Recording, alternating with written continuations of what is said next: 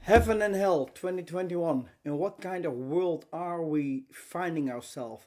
This is a lecture about that, about making a decision what you want and what you don't want in life. In making a decision about who do you give the authority of your life, to somebody else or to yourself. Thank you. It is March 3rd, 2021. My name is Hans Nordsiek and I'm here to give you about a 25 minutes lecture about heaven and hell in this bizarre status in the world. I will talk from my heart. I have my notes here, and still I think the best way to connect with you, with me, with us is speaking from our heart. I'm fed up with people that play the plastic theater, that play the plastic language. I want real people. I want real stories. I want real speaking. Today I'll do an attempt to be as real, as authentic as I am about heaven and hell in 2021. This lecture is for everybody that has his or her doubts about the status of the world. If you think everything is fine in the world, perfect, this is not the lecture for you. Next level lecture about something else, about 20-25 minutes. What you will learn is that you can open your eye and we can open our heart to what's going on. Our perception of the world is fed by information, and now on the level of information and the level of perceptions, things go terribly wrong. My story is not a pessimistic story. My story is an optimistic story, full of joy, laughter and hope, and a reality story. Why do I do this? Because I feel the need to share what I know with all of you worldwide. I do this lecture in the English language. I speak German and English, and I do it in English. 25 minutes about heaven and hell in 2021. I take you through a few steps from the stories of ancient past times and see how they can be applied to the situation in our world of today. Because the ancient cultures of our world, the mythological stories of our world are from a timeless zone. They have a timeless time frame. They are applicable today as they were thousands of years ago, as they will be in hundreds and hundreds of years ago from now. So in time of crisis, if we want to go from crisis to order, we can revert back to the things in the universe that never change. And there are things in the universe that never change. And that is, we can hold on to that. Last week I did a story about this for the children in the Dutch language. Maybe some days I will do it again in the English language, because we had hundreds of views on that lecture. Let me start. And this is about 2021, the situation we're in. Let me start with telling you the story of the bird. Once upon a time, there was a bird living in a cage. A cage. Beautiful bird. He had food, he had drinks, he had a few of these wooden sticks he can jump on, he can fly a little bit. He was in a cage. The thing is, he didn't know he was in a cage, because he looked outside from his cage. He saw a beautiful black scenery with white dots, bigger and smaller, imagining there were stars and planets in the universe in beautiful far away. So he had a happy life for some years. And he was jumping from one stick to another stick, eating and drinking and sleeping and getting up, etc., etc. And then one day in his life, what happened with his cage, there was somebody outside that said, "Hey, I find a cage here. What's this? What? I find a blanket. This is a blanket, and the blanket seems to cover the cage of something. Seems to cover a cage." So this man took the blanket off the cage, and then what happened next? The bird in the cage, he looked up and he was scared as hell, because his world totally collapsed. Where is my beautiful black scenery? Where are my stars? Where are my planets far away from me? Unaware that this was a blanket over his cage. So he started to be in fear, and he was very frightened, anxious, and then somehow somebody else opened the door of his cage. And the fearful bird was seeing what's going on there. He stepped towards the opening in the bird cage, and then he stepped outside his cage, and he flew away into a 3, 4, 5, 6 dimensional world. And always thinking afterwards, how could I have thought that my world in this cage with this black blanket over me was the real world? How could I have thought about that? Aren't we all of us sometimes in this type of situation in the world, that we have, well, like they say in Germany, aha erlebnis. Suddenly the light is shining in my head. Aren't we all sometimes feeling like this bird? And exactly this is happening in the world. That many of us are thinking, well, this is the border of my existence. This is how life should be. This is it. And I'm happy. I have my salary. I have a beautiful sunshine in the morning. Sunrise, sun go up. I have a nice house. I have a wife. I have children. This is it. This is perfect. There is nothing more in the universe than this. I'm perfectly happy. Until the artists come into the world and take away the blanket from us.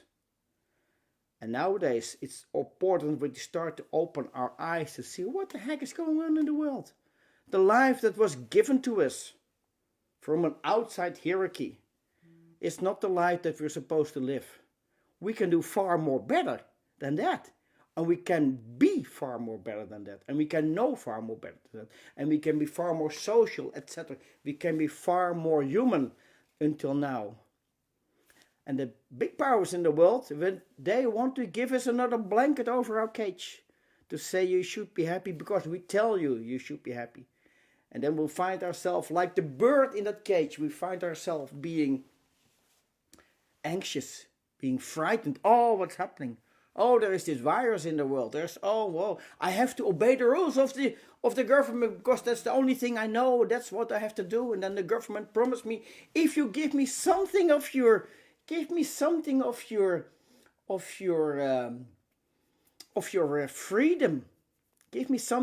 and I give you a little bit more freedom. Give you something of your authority of your life. Give me something of that, and I'll give you a little bit more freedom. Freedom is not interchangeable. It's not a little bit more or less. You're either free or not. And freedom belongs to the people, not to somebody else. Freedom belongs to you. Belongs to me. The freedom of thinking, acting, and handling in life.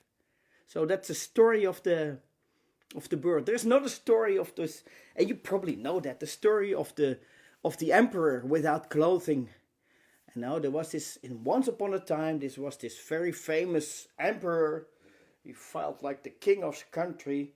And then somebody said, I will make special clothing for you, that only people that are knowledgeable can see those clothing. If you're not clever, you can't see the clothing.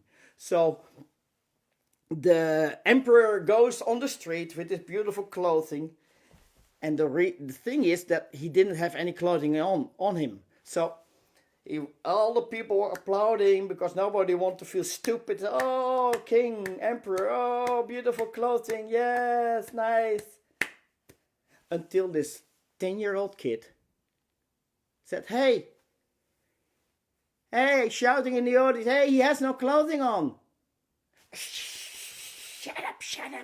Yes, he has no clothing on. Now the story can go to two ways. The audience can say, shut up, kid, and throw the kid in the prison. Let him shut up because we want to have the life what we're familiar with.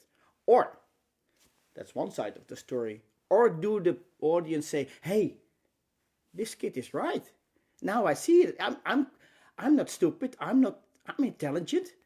And he has no clothing. So I believe the kid that just told me the real truth of life. You know, if a child is born, already half an hour after it's born. It's a magical moment in the universe. I can tell you the story of the placenta in some weeks, some days, some minutes.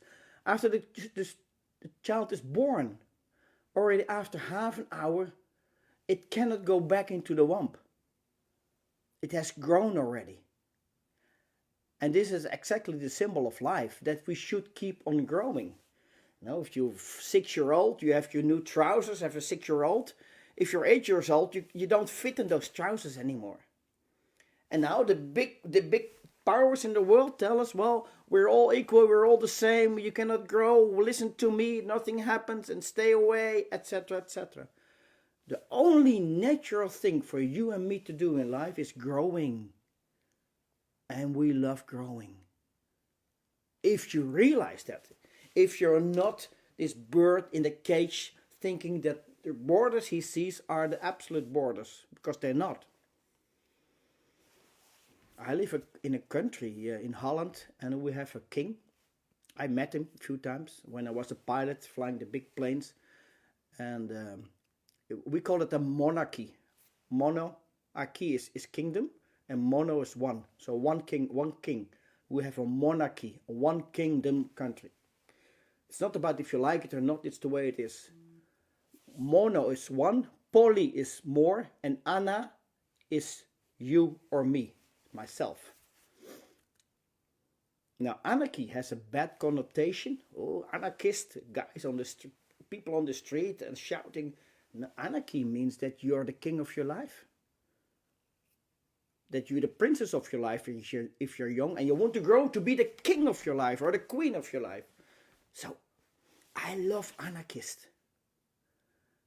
I want you, all of us, to be an anarchist. That means be your own power, open your own eyes, and open your heart, and take away your own blanket from your cage and see what's happening in the world.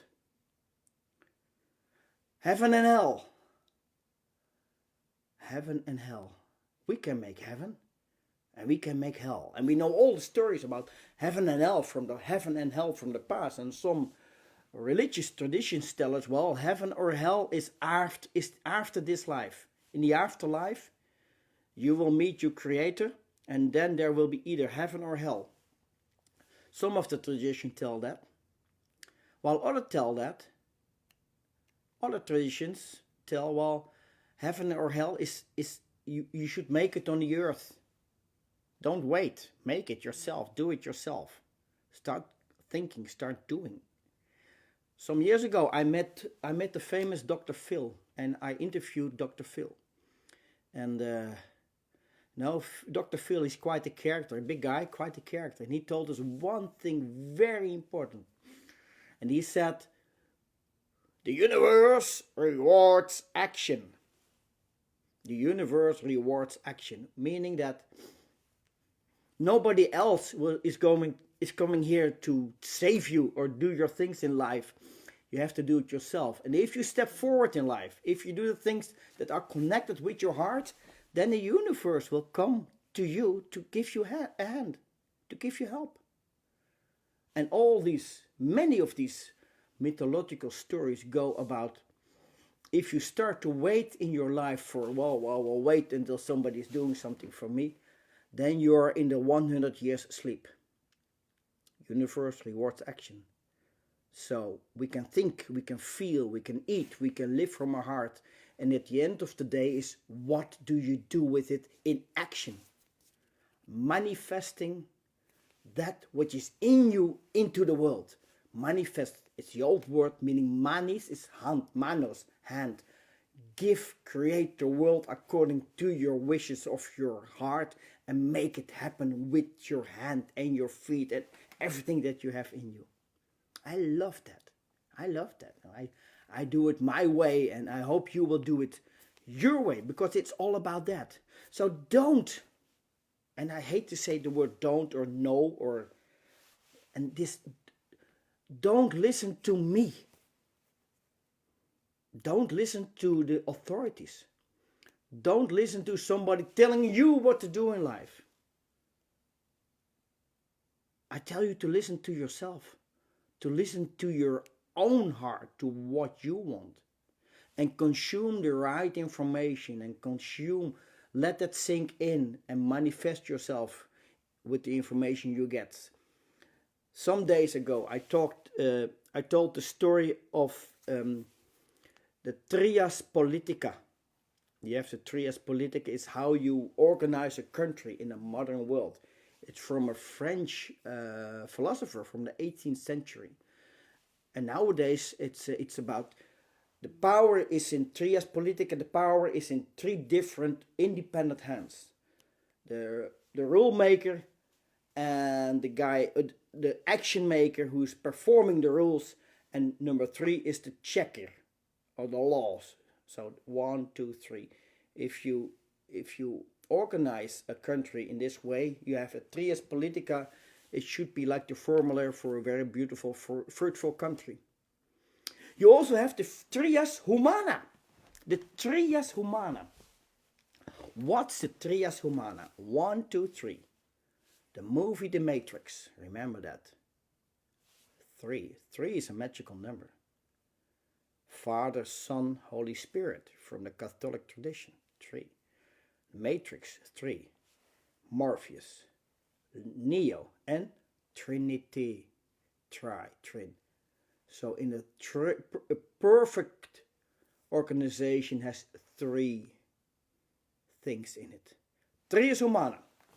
My brain, your brain, our stomach and our heart. 1, 2, 3. And the essence is your heart. The essence is being a Neo. You being the Neo of your life and of our life. Helping manifest who you are. And the heart, that's the Neo that you can only perform if your thinking is good. If you feed yourself with right, good information. 1 and 1 is 2. That's the logical part of us. This is the brain. And then the second one, in order to feed the temple of our existence, our temple, which is our body. That's the body. We're feeding our body. We have to keep it in good shape, our body. It's a gift from nature. It's a gift. The body is fed by nutrition, by drinks, by food. So your stomach should be filled with good food. Good thinking, good food, and only then the heart will be able to do her thing. And the heart can do 3 things. It's a pump. It's a logical thing. It's pumping about 1.5 gallon of blood through our body all the time. Amazing, amazing, all the time, all these years. And it has 2 more functions. One is to tell you how many talents you have. And 2 is to tell you what to do with your talents. And I told the children last week we have 10 billion talents. And a heart will tell us which direction you should go in life. It's the inner compass that's in our heart. I learned that from the ancient Egyptians. And the heart can only work, again, when the brain and the stomach are filled with good thoughts, good nutrition, good food. And then the secret, of course, of the heart, and we all know this, the secret of the heart is it will never shout. I'll do this, I'll do that. It cannot work when the TV is loud or when we are watching our iPhone the whole day. I told children that last week. The heart is always in a soft tone. It will tell you, hey, John, hey, Rick, hey, Ahmed, hey, Felicia. You can become a nurse. You can be a pilot. You can be a carpet maker. You can be a baker. You can be whatever. So the heart can only work when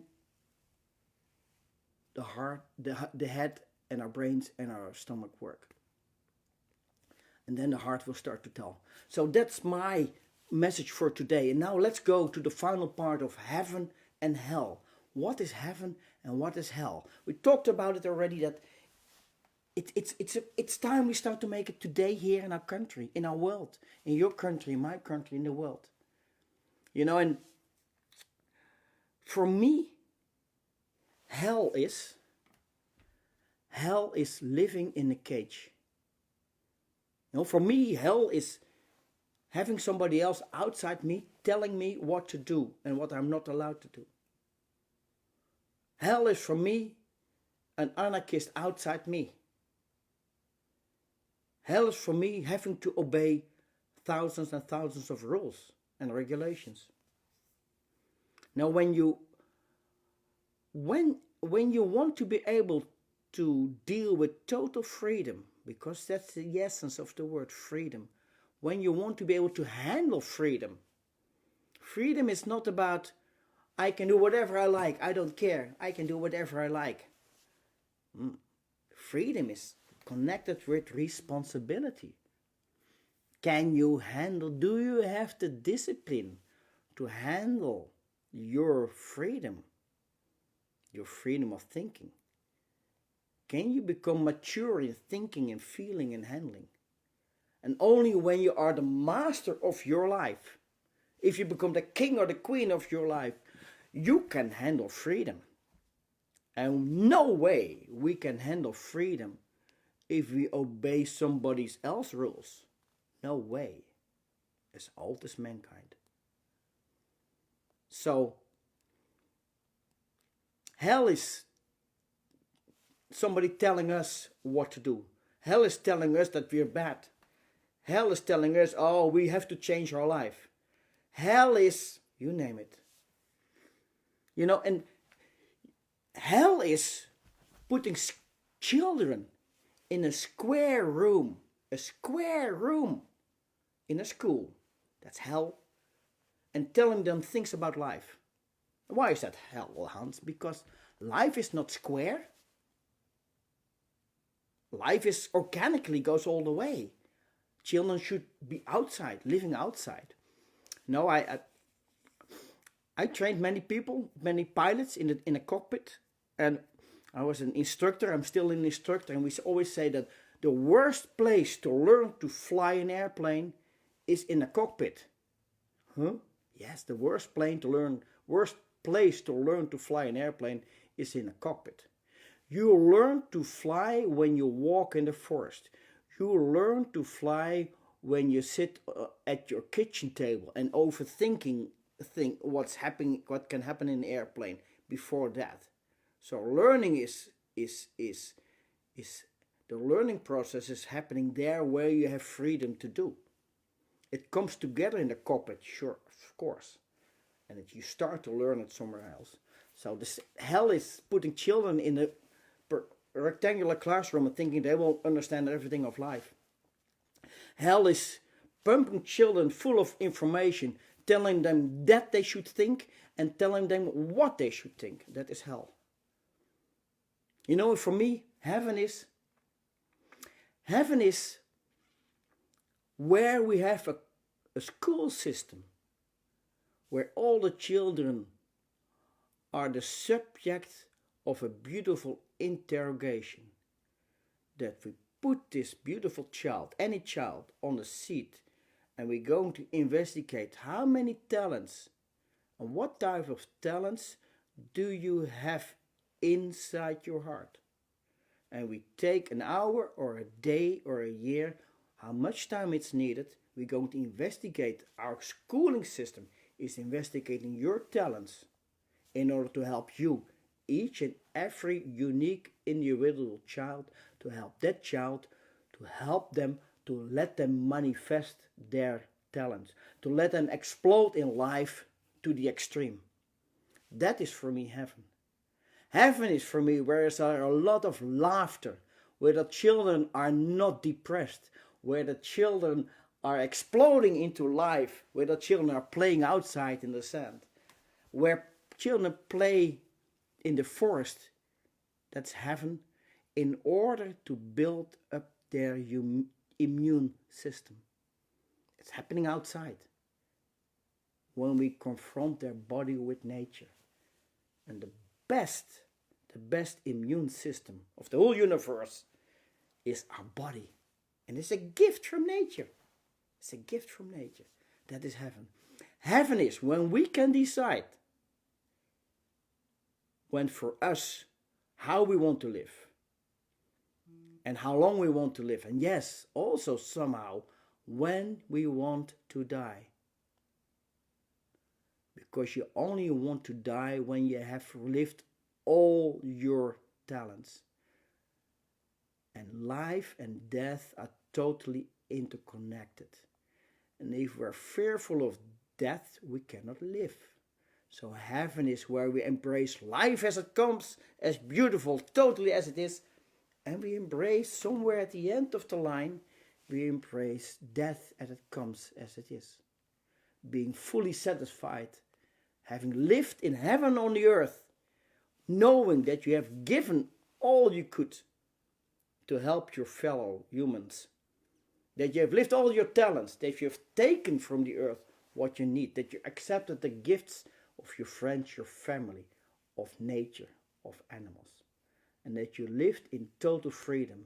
That you could say, I know how to handle freedom because I learned discipline from my grandfather. I learned how to do this from my father. That is for me heaven. Ladies and gentlemen, let's go to the conclusion of this story.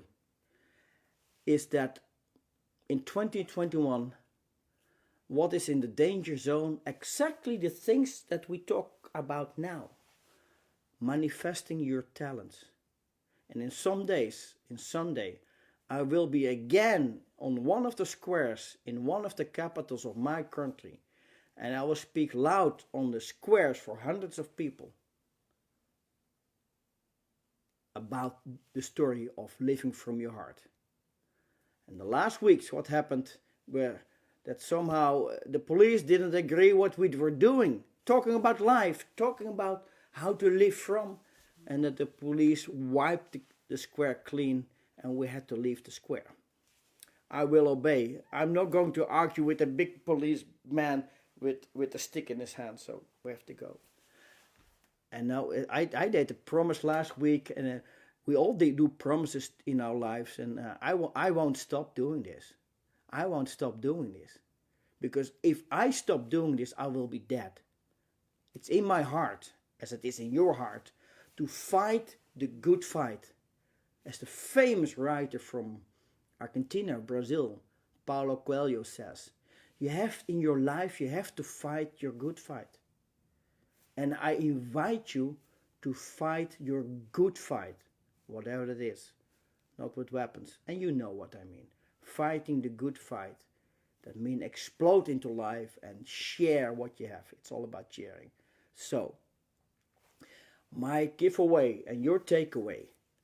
Let my story sink in and see how you are still living your life as it should be. How you are still fighting your good fight. To what extent are you obeying rules of somebody outside you?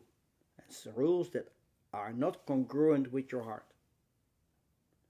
And if you find that you're in contradiction with somebody outside you, then you need, what Dr. Phil told us, you need to take action. Because the universe rewards action, and what I told the children last week, I did it. And if I can do it, you can do it. Ladies and gentlemen, thank you for your attention. Next time, I'll see you Sunday at the square in Amsterdam. I'll be there, or I'll see you the next time. Thank you.